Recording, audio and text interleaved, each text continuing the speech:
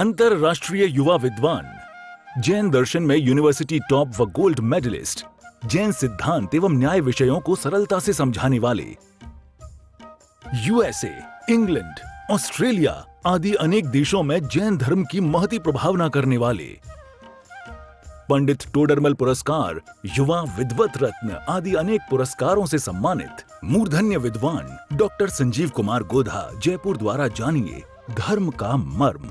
मुंबई के एक साधर्मी भाई की ओर से इन प्रवचनों का प्रसारण किया जा रहा है। अरिहंत सिद्ध सूरी उपाध्याय साधु सर्व अर्थ के प्रकाशी मांगलिक उपकारी है। तिन्हें तो स्वरूप जाने राग ते भई जो भक्ति खाए को न माई स्तुति को जारी है। धन्य धन्य दिन ही से काज सब राज भरे कर जोड़े बारे बारे वंदना हमारी है। मंगल कल्याण सुख ऐसो हम चाहत हो मेरी ऐसी दशा जैसी तुम धारी है। ओ मेरी ऐसी दशा जैसी तुम धारी है। ओ मेरी ऐसी दशा जैसी तुम धारी है। क्षत्र चूड़ामणि नामक ये ग्रंथ जीवनधर स्वामी का चिंतन अशुचिता के संदर्भ में चल रहा था। जो चर्चा हमने की है आपके बीच में थोड़ी बहुत, कि शरीर के संपर्क में आने वाली प्रत्येक वस्तु स्वयं ही अपवित्र हो जाती है, क्योंकि संगति का असर आए बिना नहीं। जो जिसकी संगति में रहे वो उससे प्रभावित हुए बिना नहीं रहता। और ऐसा लगता है कि शायद यही कारण है कि हमारे जो जड़ के साथ संगति के परिणाम हैं वो हमारी बुद्धि को भी जड़ जैसी कर देते हैं। बुद्धि भी जड़ जैसी हो जाती है। क्यों? क्योंकि जड़ जड़ के साथ में संपर्क है ना। ऐसे ही अशुचि पदार्थों का संपर्क होने से जगत के पदार्थ अशुचि हो जाते हैं। ऐसी अशुचिता यदि सर्वाधिक कहीं दिखाई देती है तो वो कहीं और नहीं, इस तन में ही दिखाई देती है। इसलिए यह तन अत्यंत अपवित्र है। इस तन से विरक्त ही होना चाहिए। ये लाइनें हमने पढ़ी थी कि भाई इस शरीर से विरक्त हो जाओ। इस शरीर के प्रति अपनापन, राग, मोह ये अटकाने वाला है। देह की कीमत में आत्मा का जो बहुमूल्य स्वरूप है वो धूल धूमिल हो रहा है, छिप जाता है, ओझल हो रहा है इस शरीर के चक्कर में। इसलिए दृष्टि शरीर से हटे, उसके लिए जरूरी है कि शरीर का चिंतन करे। अब दो तरह की स्थितियां होती है।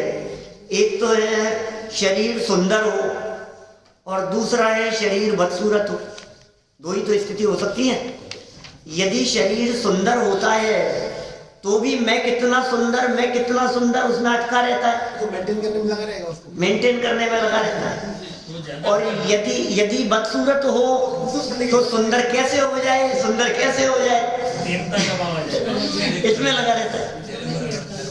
माने दोनों ही प्रकार की परिस्थितियों में ये जीव सहज नहीं रह पाता और अपने आत्म स्वरूप का दर्शन नहीं कर पाता।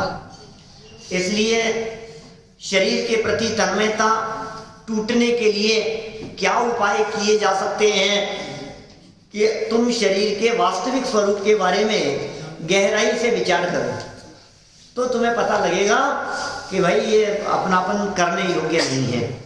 देखिए 51 नंबर के श्लोक से बात को आगे बढ़ाते हैं। 533 नंबर पेज पर नीचे दिया है 51 नंबर श्लोक। अस्पृष्टं दृष्टमंगली सामर्थ्यात् कर्मशिल्पिनः रम्यमूहे किमन्यस्य मन्मांसास्ते मज्जते। ओह, क्या कह रहे हैं भाई साहब।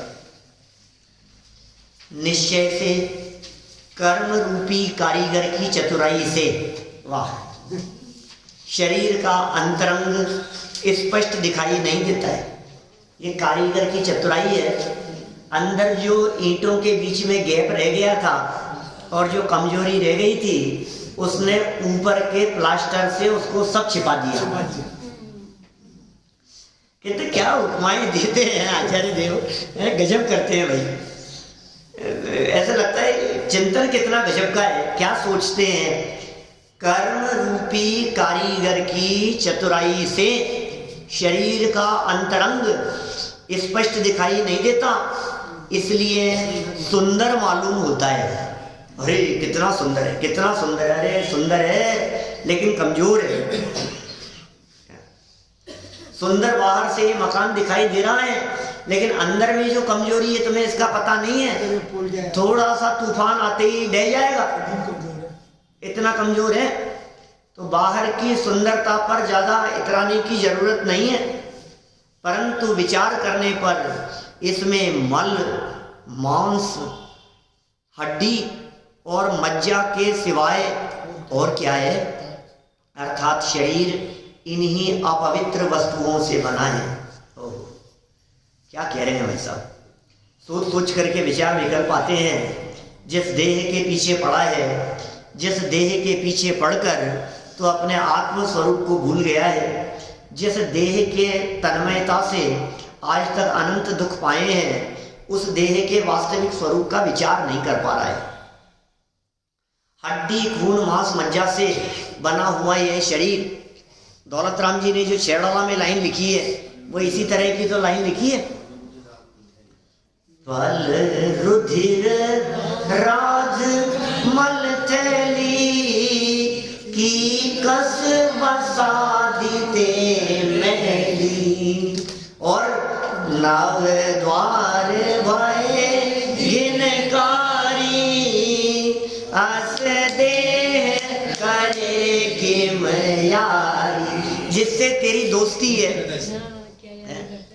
जिसको तू अपना दोस्त मान करके बैठा है, ये मेरा दोस्त है, अरे ये तो मैं ही हूँ, सर्वस्व मान करके बैठा है। ये कह रहे हैं तू इस देह के वास्तविक स्वरूप को एक बार अंदर से देख ले।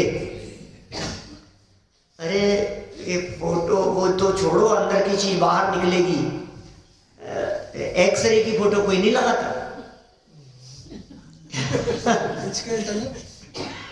बोलो, ये जो ऊपर से दिख रहा है ना, इसकी फोटो तो सजा करके लगाता है, अपने बेडरूम में, ड्राइंग रूम में लगाता है।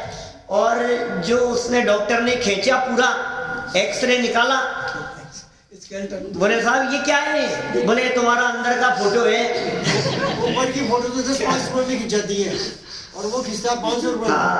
अब वो जो अंदर की फोटो है उसको फ्रेम करा करके लगाओ सामने, और फिर आंखों से देखो जरा, ये है रूप तेरा, बोल कितना सुंदर दिखता है। अस्पताल में दिखाते हैं, फिर उसे उसमें बंद करके रख लेता है लिफाफे में।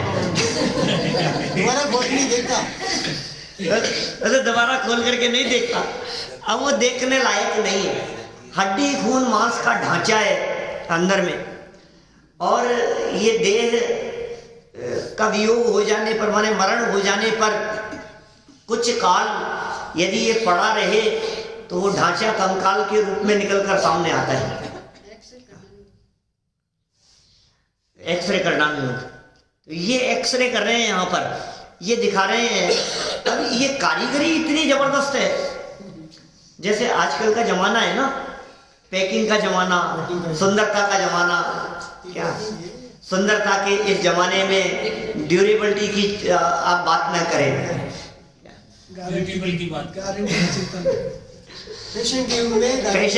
फैशन के युग में गारंटी की बात न करें, गारंटी की चर्चा न करें। सुंदर दिख रही है, सुंदर दिख रही है, और साहब क्या सुंदर देखो आप। अरे ये बाहरी सुंदरता है, अंदर में वो चीज में दम कितना है? कुछ दम नहीं है। जो चीजें दमदार होती हैं वो चीजें सुंदर नहीं होती, और जो सुंदर होती है वे दमदार नहीं होती। ये जगत की दृष्टि से बात कर रहा हूं मैं। आत्मा ऐसा है जो अत्यंत सुंदर भी है और दमदार भी है, शाश्वत भी वही है भजन। शाश्वत भी है, वो वजनदार भी है, वो ध्रुव तत्व जो अंदर में बैठा हुआ है इस देह देवालय में, देह रूपी जिन मंदिर में, तन मंदिर में, जिन मंदिर में श्री जिन राज और तन मंदिर में चेतन राज। क्या क्या भजन की पंक्तियां हैं। जिन मंदिर में श्री जिन राज, तन मंदिर में चेतन राज, और तन चेतन को भिन्न पहचान, जीवन सफल हुआ है आज। एक भगवान वहां है और एक भगवान यहाँ है। ये अंदर भी भगवान है, अंदर भी परमात्मा है। ये परमात्मा कैसे है? अंदर जो परमात्मा है, ये जो परमात्मा स्वरूप है, उस परमात्मा स्वरूप का अवलंबन करने से बाहर में परमात्मा अवस्था प्रकट होती है।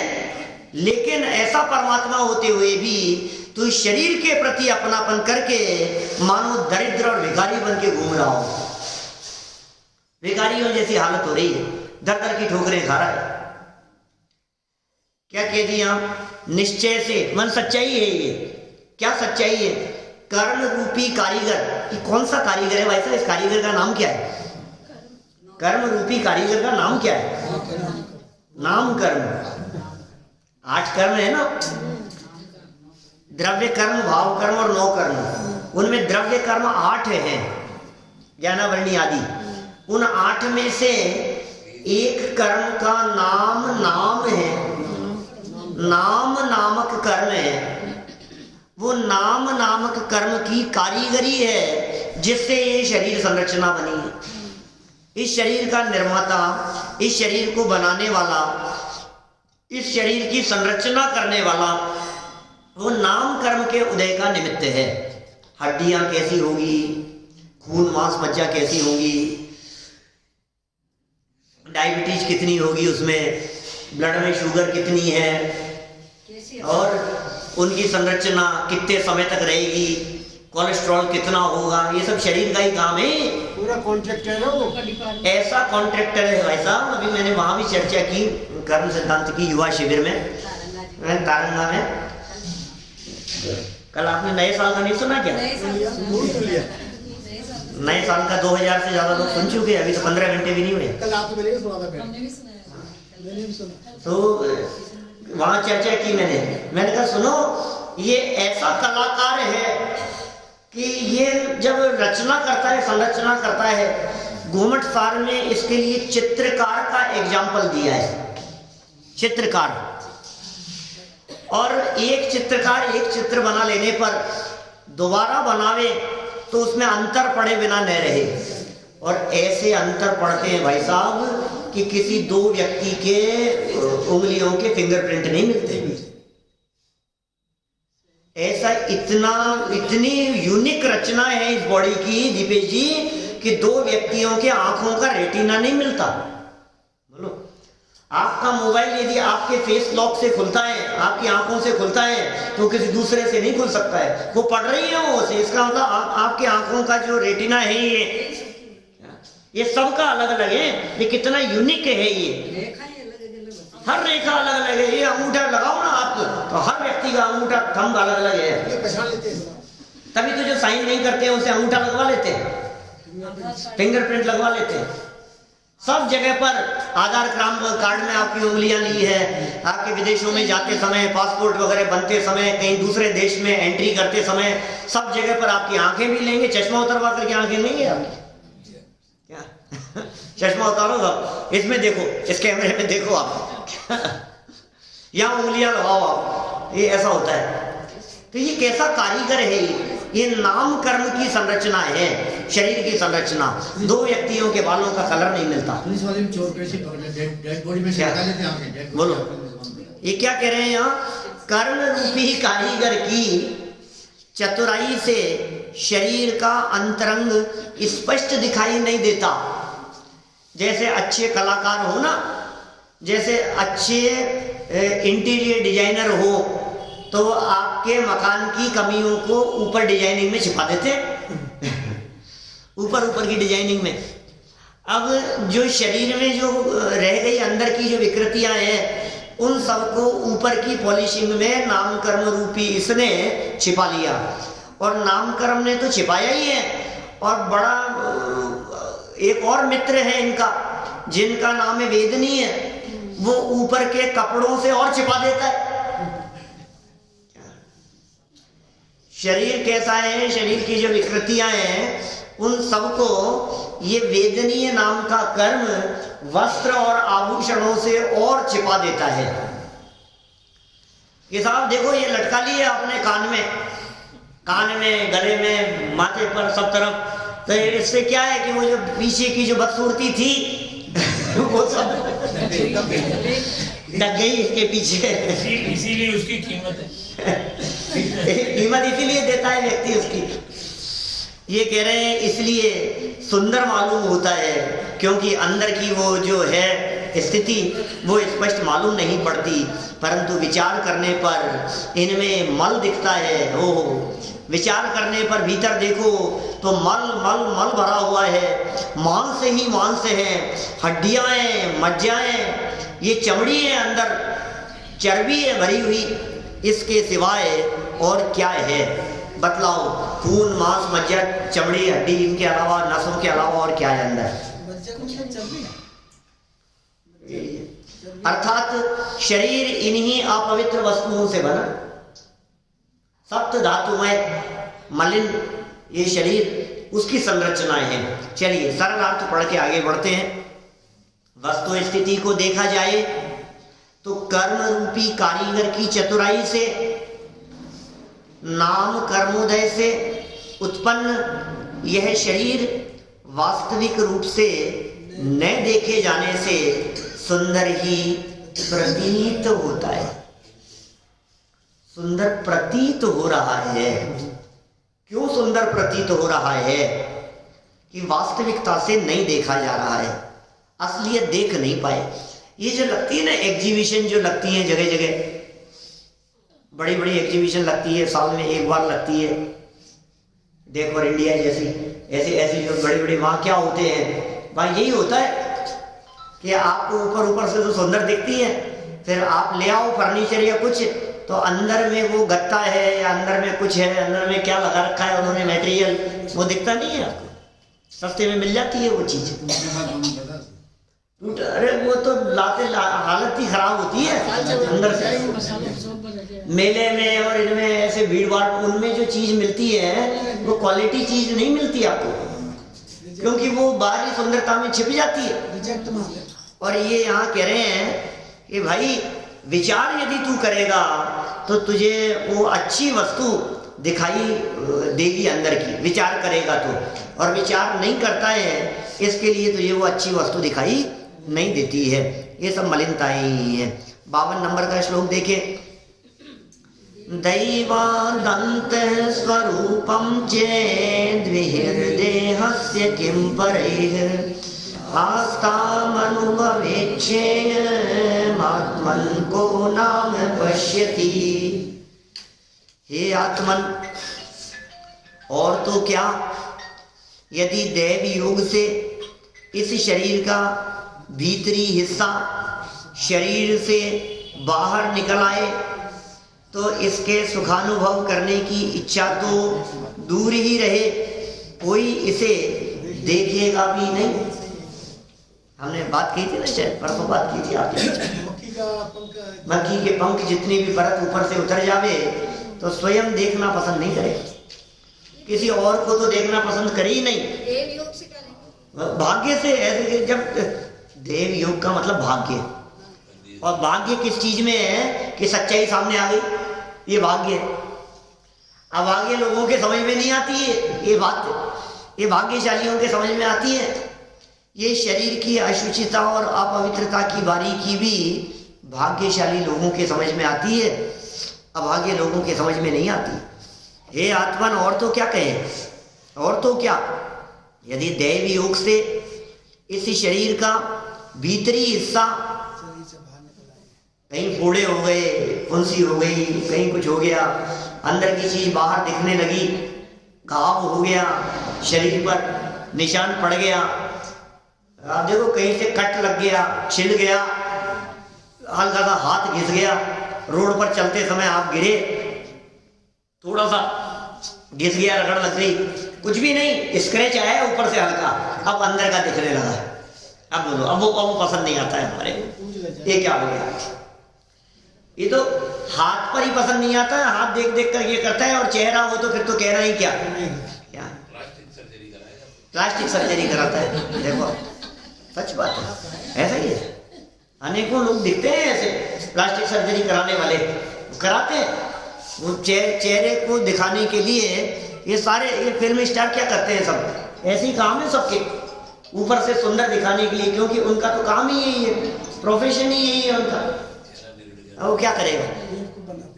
देखिए ये कह रहे हैं शरीर से बाहर निकल आए तो इसके सुखानुभव करने की इच्छा तो दूर, अरे कितना उसका सुख का अनुभव नहीं करेगा, वो तो बहुत दूर है, कोई इसे देखेगा भी नहीं। लो, कोई माने कौन? हम स्वयं। माने इसकी अशुचिता और अपवित्रता हम देखना भी पसंद नहीं करेंगे। देखिए, हे आत्मन, यदि दैवी योग से शरीर का भीतरी भाग बाहर निकल आए, शरीर का भीतर का हिस्सा इनसाइड आउट, ऐसा अंदर जो तो बिल्कुल उल्टा हो गया, अंदर वाला बाहर आ गया, तो क्या होगा ऐसी स्थिति में?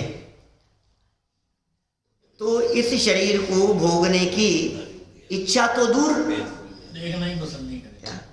अब ये इस शरीर को भोगने की इच्छा तो दूर, अभी इस शरीर को भोगने की इच्छा में जो अन्य के शरीर को भोगने की इच्छा रखता है ना, स्त्री भोग आदि की जो इच्छा रखता है, या पुरुष के साथ में भोग की जो इच्छाएं हैं, अभी कह रहे हैं अपना शरीर नहीं, सामने वाले के शरीर में अंदर की चीज बाहर दिख रही है। बोलो अब आपकी कितनी इच्छा होती है? बाहरी सुंदरता को देख करके आकर्षित होता हुआ दिखाई देता है, लेकिन भीतर या सम जगत में और ना ही गिन गेह, जैसा ये भीतर है उसके समान घृणा करने वाला पूरे जगत में, सब जगत देखियो चांद, आप चिराग लेकर के पूरे दुनिया में ढूंढने का प्रयास करेंगे तो आपको जितनी गंदी वस्तुएं मिलेगी, उन सबको गंदी बनाने में यदि किसी का योगदान है तो वो शरीर का है, वो शरीर के भीतर से मिले। कहीं मांस का टुकड़ा पड़ा हुआ है, कहीं विष्ठा पड़ी हुई है, कहीं खून है।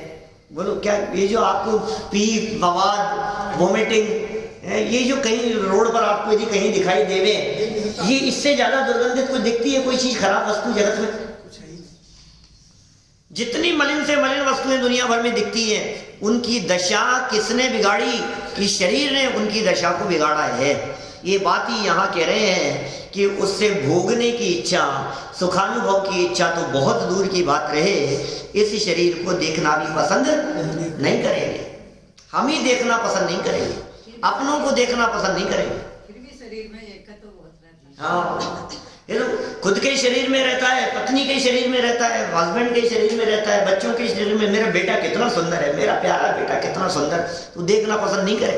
बोल, वो मीटिंग में भरा हुआ हो, लिपटा हुआ हो, तो तू कहे कि अरे इसको साफ करो पहले, दूर हटाओ इसको यहाँ से। अब बोलो क्या हुआ, ये क्या हो गया? फिर देखो अंतिम लाइन, ऐसे शरीर को देखते ही सभी को अत्यंत घृणा उत्पन्न होती है।